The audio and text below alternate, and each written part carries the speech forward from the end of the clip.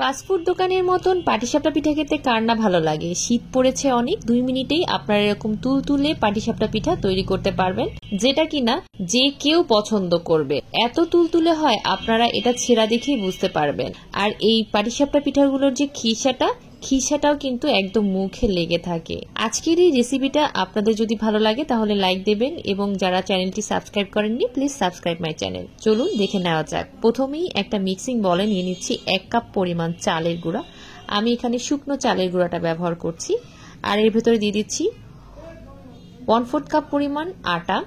আর এর ভেতরে অ্যাড করছি 1/4 কাপ পরিমাণ খেজুরের গুড়। এর ভেতরে অ্যাড করছি 1 টেবিল চামচ পরিমাণ গুঁড়া দুধ, স্বাদ মতো লবণ। তারপর এর ভেতর দিয়ে দিচ্ছি প্রায় মেজারমেন্ট কাপের 2 কাপ পরিমাণ উষ্ণ গরম পানি। তারপর খুব ভালোভাবে এটা হ্যান্ড উইচের সাহায্যে সবগুলো উপকরণ মিশিয়ে নিচ্ছি। মেশানো হয়ে গেলে এটাকে